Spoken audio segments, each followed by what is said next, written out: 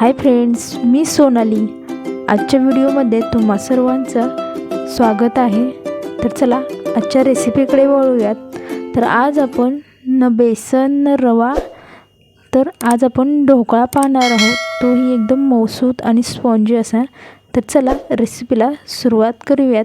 तर यासाठी एका वाटीमध्ये पाव वाटी मी पाणी घेतलेलं आहे, त्यामध्येच अर्धा चमचा इतकं सायट्रिक ॲसिड यामध्ये ॲड करून घेतलेलं आहे आणि त्यासोबतच 2 चमचे साखर यामध्ये टाकून घ्यायची आहे। आणि हे मिश्रण आहे ते आपल्याला चमच्याच्या सहाय्याने या पद्धतीने हलवून घ्यायचं आहे आणि हे पूर्णपणे दोन्ही आपल्याला विरघळून घ्यायचे आहेत।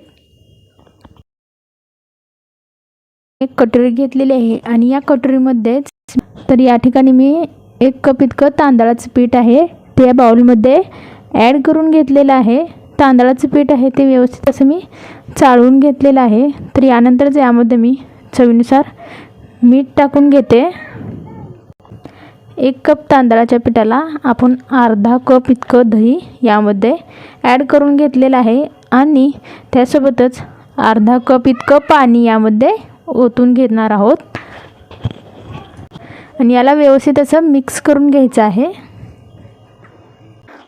पाणी जसं लागेल तसं पाणी आपण यामध्ये ॲड करत जाणार आहोत। अजून अर्धा कप यामध्ये आपण पाणी आहे ते ॲड करून घेतलेलं आहे आणि याला व्यवस्थित असं पुन्हा एकदा मिक्स करून घेऊया।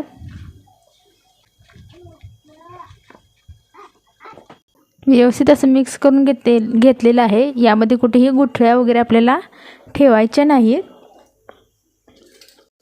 यानंतरच यामध्ये मी अर्धा चमचा इतका खाण्याचा सोडा ॲड करून घेते आणि यालाही व्यवस्थित असं मिक्स करून घेते। यामध्ये थोडंसं पाव कप अजून पाणी ओतून घ्यायचं आहे आणि पुन्हा एकदा याला व्यवस्थित असं मिक्स करून घ्यायचं।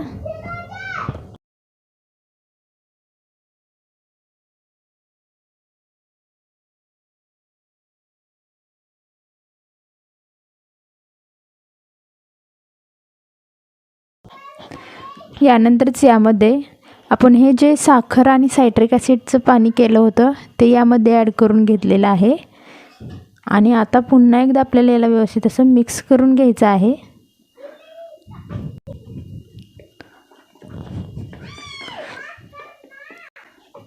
तर हे पहा, बॅटर आहे ते छान असं फुगलं गेलेलं आहे आणि कुठेही आपल्याला गुठळ्या वगैरे ठेवायचे नाहीत। तर या ठिकाणी आपल्याला 1 कप तांदळाच्या पिठाला आपल्याला 1.5 कप इतकं पाणी आहे ते आपण या ठिकाणी वापरलेलं आहे आणि या पद्धतीची कन्सिस्टन्सी ठेवायची आहे।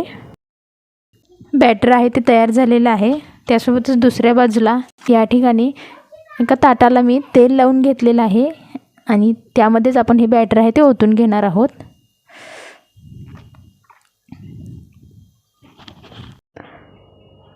तर या बाउलमधलं सर्व बॅटर आहे ते चमच्याच्या सहाय्याने या पद्धतीने आपल्याला पुसून घ्यायचं आहे आणि ते त्या ताटामध्ये ओतून घ्यायचं आहे आणि या बॅटरला आपल्याला या पद्धतीने 2 ते 3 वेळेस टॅप करून घ्यायचं आहे। तर आपलं हे बॅटर आहे ते तयार आहे। तर आता हे स्टीम करून घेऊयात। त्यासाठी मी एका पातेल्यामध्ये पाणी गरम करण्यासाठी ठेवलं होतं आणि पाणी आहे ते उकळलं गेलेलं आहे आणि त्यावरतीच आपल्याला हे ताट आहे ते ठेवून द्यायचं आहे आणि त्यावरती झाकण ठेवून आपल्याला हे 20 ते 25 मिनिटं वाफवून घ्यायचं आहे। गॅसची फ्लेम आहे ते आपल्याला सुरुवातीला हाई ठेवायची आहे आणि नंतर मध्यम गॅसवर आपल्याला हे 25 मिनिटांमध्ये वाफवून घ्यायचं आहे। तर या ठिकाणी ढोकळा आहे तो व्यवस्थित असं वाफवला गेलेला आहे। तर ते मी आता काढून घेते आणि याला आपल्याला थंड होऊ द्यायचं आहे। तांदळाच्या पिठाचा ढोकळा थंड झाल्यानंतर याला मी सुरीच्या सहाय्याने कट करून घेतलेला आहे। आता यावरती आपण फोडणी मारून घेणार आहोत।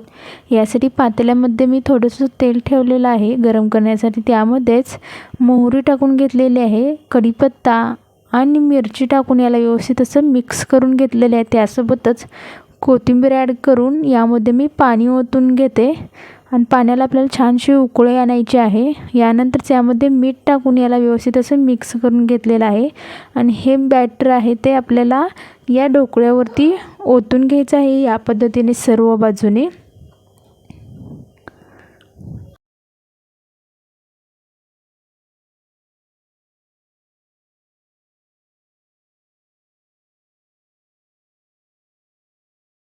तर फोडणी आहे ती आपण या ढोकळ्यावरती ओतून घेतलेली आहे सर्व बाजूने। तर तुम्ही पाहू शकता दिसायलाही एकदम छान दिसतंय।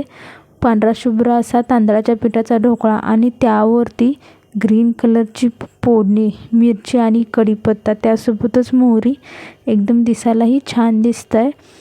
तर आपली आजची ही रेसिपी आहे ती तयार झालेली आहे। तांदळाच्या पिठापासूनचा ढोकळा हा तयार झालेला आहे।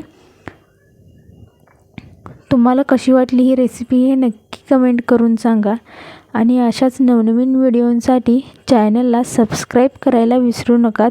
तर यातील मी एक तुम्हाला ढोकळा आहे तो त्याचा पीस काढून दाखवते। तर हा पहा एकदम सॉफ्ट मऊसूत असा झालेला आहे आणि छान असा फुगला गेलेला आहे। या ठिकाणी आपण दही आहे ते आंबटसर वापरलेलं आहे, त्यासोबतच सायट्रिक ॲसिड आणि साखर, यामुळे त्याची चव आहे ते एकदम भन्नाट लागते।